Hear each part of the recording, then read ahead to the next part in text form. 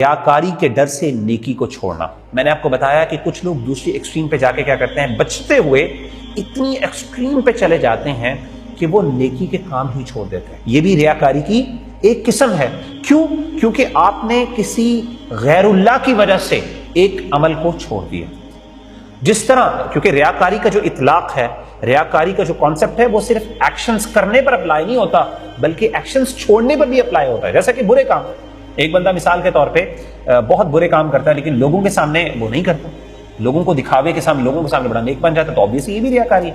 تو ریاکاری کا اطلاق صرف نیکی کے اعمال کرنے پہ نہیں ہوتا بلکہ اسی طریقے سے اعمال کو چھوڑنے پر بھی ہوتا ہے، کیونکہ ایکسٹرنل انفلوئنس آ گیا۔ جہاں پہ ایکسٹرنل انفلوئنس آ جائے اور خاص طور پہ اللہ کے علاوہ کوئی اور ذات یا کوئی مخلوق یا کوئی چیز وہ آپ پر انفلوئنس کر رہی ہو آپ کی انٹینشن کو، تو وہ چاہے عمل کرنے کی بات ہو چاہے عمل چھوڑنے کی بات ہو، وہ ریاکاری بن جاتی ہے۔ اس لیے بہت اہم ضروری بات ہے کہ لوگوں کی وجہ سے نہ آپ نے کوئی عمل کرنا ہے اور نہ آپ نے کوئی عمل چھوڑنا ہے، آپ نے ایک بہت پرفیکٹ بیلنس کریٹ کرنا ہے۔ امام فضیل بن عیاض رحمہ اللہ بہت بڑے امام ہیں، فرماتے ہیں ترک العمل من اجل الناس ریا، بڑا مشہور ان کا قول۔ وہ کہتے ہیں لوگوں کی وجہ سے کسی عمل کو چھوڑ دینا تو ریاکاری ہے، والعمل من اجل الناس شرک، اور لوگوں کے وجہ سے یا لوگوں کے لیے کوئی عمل کرنا وہ تو شرک ہے۔ یعنی انہوں نے ریاکاری اور شرک اصغر میں فرق ہے۔ انہوں نے کہا شرک اصغر تو یہ ہے کہ آپ کسی کے لیے کوئی عمل کرتے ہیں، اور ریاکاری یہ ہے کہ آپ کسی کے لیے کوئی عمل چھوڑ دیتے ہیں۔ آپ نے نماز پڑھنی تھی،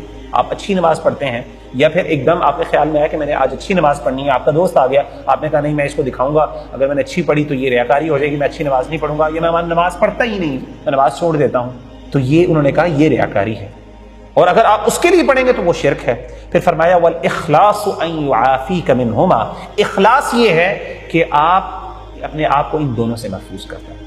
اگر آپ اپنے آپ کو ان دونوں سے پاک کر لیتے ہیں، نہ آپ نے کسی کے لیے کوئی عمل کرنا ہے نہ کسی کے لیے عمل چھوڑنا ہے، تو یہ اخلاص ہے، یہ پیورٹی ہے، یہ سنسیرٹی۔ بعض اوقات انسان، اور عام طور پہ آپ کو پتا ہے کہ یہ شیطان کی طرف سے وسوسہ ہوتا ہے۔ جب انسان کوئی اچھا عمل کرنے لگا ہے، مثال کے طور پہ نماز کا ٹائم ہو گیا، نماز کا ٹائم یا کوئی اچھے عمل، آپ نے دیکھا کہ کوئی بندہ ضرورت مند ہے، آپ اس کو دینا چاہ رہے ہیں اور آپ نے کہا آج میں زیادہ دیتا ہوں، آپ کا دوست ساتھ موجود ہے اور آپ کہتے ہیں یار میں زیادہ دوں گا، یہ کہے گا مجھے دکھانے کے لیے کر رہا ہے، میں نہیں دیتا، یا میں چھوڑ دیتا ہوں، کم کر دیتا ہوں۔ اب یہ شیطان کیا کر رہا ہے؟ شیطان کوشش کر رہا ہے آپ کے کسی طریقے سے یہ عمل آپ سے نہ کروائے، ریاکاری کا ڈر ڈال دیا آپ کے اندر۔ تو یہ بھی شیطان کا بعض اوقات وسوسہ ہوتا ہے، یہ بھی شیطان کا وسوسہ ہے، اگر آپ کو یہ نیکی کے عمل کرنے سے روک دے۔ اذا اتاک الشیطان وانت تصلی، اگر تمہارے پاس نماز کی حالت میں شیطان آئے اور وہ تمہارے دل میں یہ وسوسہ ڈالے تم جو ہے وہ ریاکاری کر رہے ہو، تو پھر کیا کرو؟ فزدھا طولا، تو اس نماز کو لمبا مزید کر لو، شیطان کو اور تکلیف دو اور کیا کرو؟ مزید نماز کو لمبا کرو، زیادہ اچھا پرفارم کرو۔ اگر شیطان کہ تمہارے اندر ریاکاری آ رہی ہے تو تم اس کو تنگ کرنے کے لیے، شیطانی چونکہ وسوسہ ہے تو اس کے اپوزٹ جا کے کیا کرو؟ زیادہ اس عمل کو کرو۔ تو ان ادر ورڈز اگر میں کنکلوڈ کروں، یہ بات ہے سمپل کہ انسان کو نیکی کا عمل چھوڑنا نہیں ہے، انسان کو ورکنگ اس بات پہ نہیں کرنی کہ میں عمل چھوڑوں، انسان کو ورکنگ اپنی اخلاص پہ کرنی ہے۔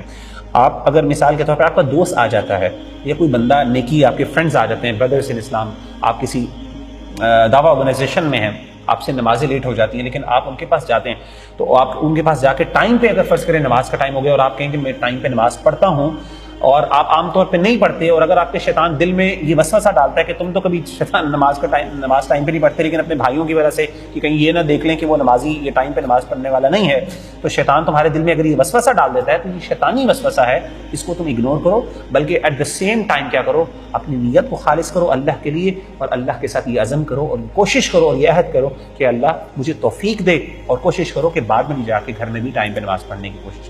تو ان ادر ورڈز اس کو ایز اے یعنی پازیٹیو انسپریشن کے طور پہ لینا ہے، اس کے بارے میں نیگیٹو نہیں ہونا اتنا کہ انسان اچھا عمل ہی نہ کر سکے۔